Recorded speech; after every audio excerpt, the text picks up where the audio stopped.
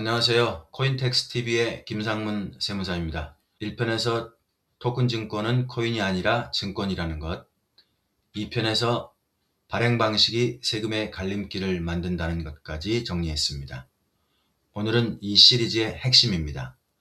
토큰 증권 안으로 들어가서 유형별로 세금이 어떻게 달라지는지 표 하나로 끝내드리겠습니다. 같은 토큰 증권인데도 어떤 건 배당소득, 어떤 건 이자소득, 어떤 건 양도소득입니다. 왜 이렇게 갈리는지, 그리고 내 상품은 어디에 해당하는지 오늘 영상 하나면 토큰 증권 세금의 뼈대가 잡힙니다. 표는 저장해 두시고 두고두고 꺼내 보셔도 좋습니다. 먼저 원리부터 잡겠습니다. 토큰 증권에는 단일한 세금이 없습니다. 토큰 증권이라는 세목이 따로 있는 게 아니라는 뜻입니다. 1편에서 말씀드렸죠.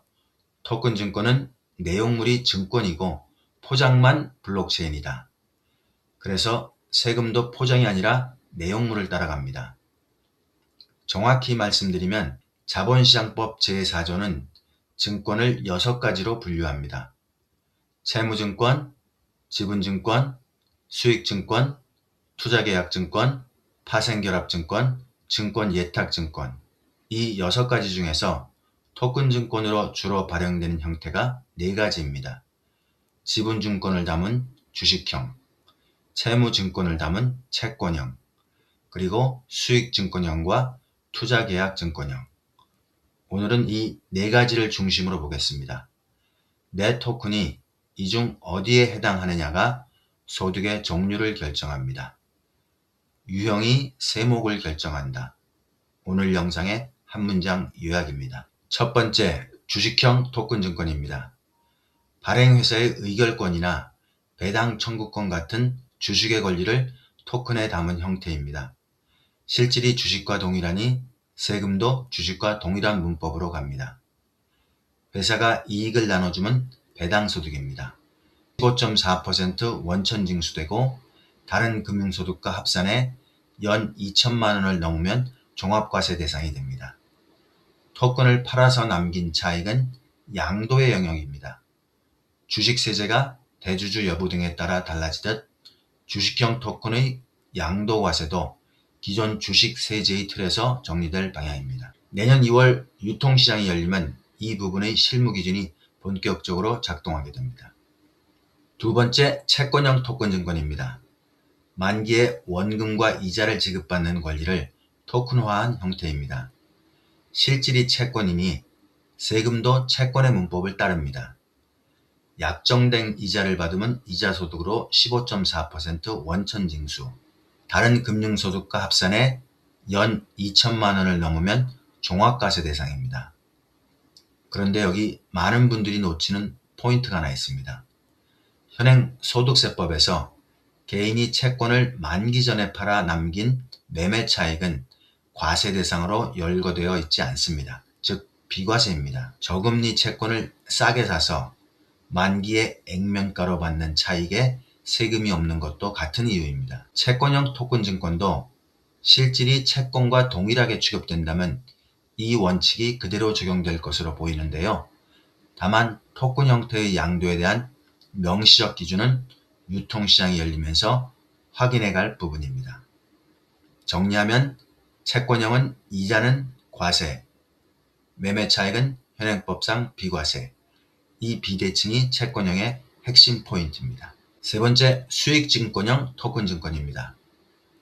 펀드, 그러니까 집합투자기구에서 발생하는 운용수익을 배분받을 권리를 토큰으로 발행한 형태입니다. 펀드에서 분배금 받으면 배당소득으로 과세되죠. 주식증권형 토큰도 같은 문법입니다. 운용수익 분배금은 배당소득 15.4% 원천징수입니다. 부동산이나 실물자산을 신탁에 넣고 수익증권을 토큰으로 쪼개 파는 비금전신탁 수익증권도 이 계열인데요.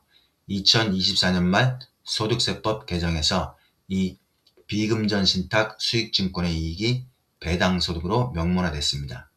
잠시 후 더 자세히 말씀드리겠습니다. 네 번째, 오늘의 주인공 투자계약증권형입니다. 발행인의 사업 성과에 따라 수익을 분배받는 구조로 뮤직하우의 음악 저작권, 서울 옥션블루와 열매 컴퍼니의 미술품, 뱅카우의 한우, 우리가 아는 조각 투자가 전부 여기입니다. 이 유형은 한동안 분배금이 무슨 소득이냐를 두고 논란이 있었습니다. 배당이냐, 기타 소득이냐, 사업소득이냐. 그 논란을 정리한 것이 2024년 12월 소득세법 제17조 개정입니다. 투자계약 증권으로부터의 이익, 그리고 비금전신탁 수익증권으로부터의 이익이 배당소득으로 명문화됐습니다. 이건 확정입니다. 그리고 여기서 한 걸음 더 들어갑니다. 2025년 2월 시행령 개정으로 분배금만이 아니라 조각을 팔아서 남긴 차익, 명의 변경이나 실물 양도로 생긴 이익까지 배당소득의 범위에 포함됐습니다. 2025년 7월 1일부터는 실제로 15.4% 원천징수가 시행되고 있습니다. 조각 투자하시는 분들은 이미 세금을 떼이고 계신 겁니다. 주의하실 점 하나, 이 배당소득이 이자 배당 등 다른 금융소득과 합쳐 연 2천만 원을 넘으면 금융소득 종합과세로 넘어가서 지방소득세 포함 최고 49.5%까지 올라갈 수 있습니다. 물론 양도차익을 배당으로 보는 방식에는 업계의 이의도 있어서 제도 논의가 이어지고 있습니다만 지금 시행 중인 기준은 방금 말씀드린 그대로입니다. 자, 약속드린 표입니다. 화면 보시죠.